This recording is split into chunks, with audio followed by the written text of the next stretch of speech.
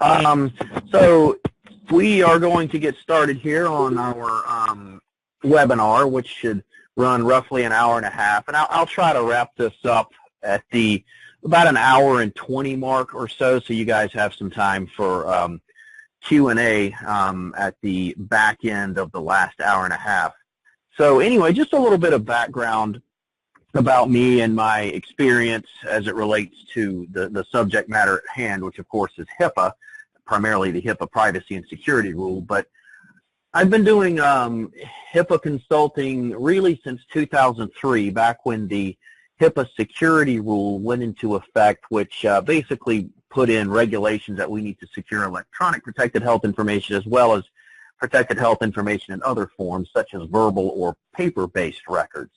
I've probably conducted over 1,000 risk analysis throughout my career for groups of all shapes and sizes, very large covered entities, hospitals, insurance plans, down to very small medical practices, outpatient facilities, of all shapes and sizes from that perspective. Also from the business perspective, for business associates of all shapes and sizes, from large third-party administration companies, medical billing companies, medical transcription, credentialing, down to smaller little groups developing an app for an iPhone, or the break-fix IT companies, the managed IT companies, just about any possible way health records can be accessed, transmitted, or stored I've seen throughout my career. My background's pretty heavy in technology as well, so I'll try to not speak too much geek as we move through this. I've also worked on behalf of the federal government as a contracted auditor on several occasions. This isn't something I enjoy doing because the law's not really explained fair, and I'll explain what I mean by that as we move along. It's a difficult to understand law because there is so much interpretation with this. But nonetheless, I jump at the opportunity to better ascertain what the federal government is actually looking for as it relates to the audit process. Anytime I approach the subject matter, I'm not only looking at it, are we securing this health information as we should? And not only that, but are we securing this health information to be able to pass a federal audit? Basically, are we documenting everything? That's extremely important. And recently, especially as of the 2013 HIPAA Omnibus Rule, I've done a lot of work in the courts, and this is quite frankly one of the most dangerous aspects of this law. It's not necessarily Uncle Sam, the federal government.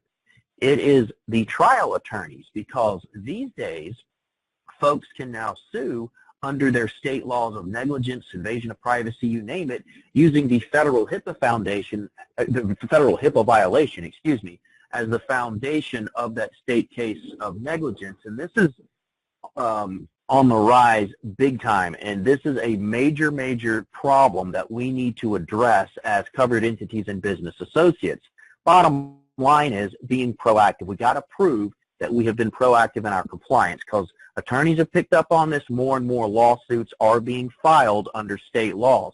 The federal government snuck that legislation back in 2013 as part of the Omnibus Rule, very small little piece of it, but told the 50 attorney generals of the states to implement laws of remedy. And we'll talk a bit about that in some cases I've been a part of, because that is one of the things we're looking at more and more as this law continues to evolve and move forward at this point. So let's talk a little bit about the history, though. If you think about HIPAA, especially the enforcement aspect of this, the privacy and security and the enforcement of it, really, historically, this law has left us alone.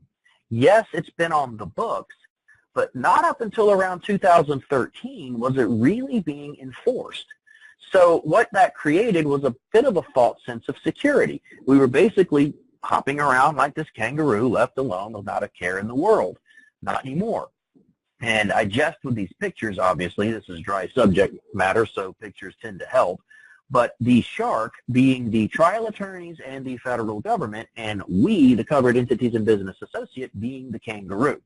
The law is not what it used to be. It created a bit of a laissez-faire attitude, because when we have something on the books for so long, yes, it's on the books, but not being enforced, you had a lot of people basically just sweeping their compliance under the rug, or had some very shoddy old policies, or policies that didn't even really apply anymore, or risk analysis that haven't been done in 10 years, things like that. And we'll get into more of that as we move along. But the Health Insurance Portability and Accountability Act of 1996, that is the acronym, Health Insurance Portability and Accountability Act. It's interesting, when most of us think of the word HIPAA, we all think about keeping health records secured. Typically, that's what folks think about. But this is a very robust law. As it relates to us, though, business associates and covered entities, all we really care about is the privacy and security aspects of it, along with, of course, the breach notification aspects. And if a breach occurs, we have to notify. It's a pretty simplistic aspect of it, though. But privacy and security is our biggest concern as a covered entity or a business associate, but it is not even in the acronym. Our biggest concern, because the federal government, here's the biggest problem with this law. It's vague. It's gray. The federal government tells us what to do. We have these implementation specifications and these standards that we're supposed to abide by, but they don't tell us how to do it. So the way we apply the standards and implementation specifications to a giant hospital in Manhattan is entirely different than how we would apply it to a tiny little doctor's office somewhere in southeast Georgia. You apply the same law, but the way you apply it is entirely different.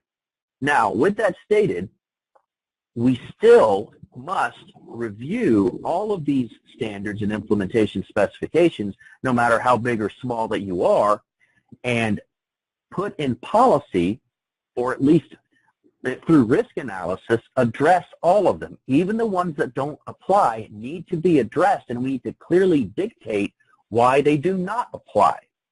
And that's extremely important, because if you are audited, the government is going to look at all of these implementation specifications.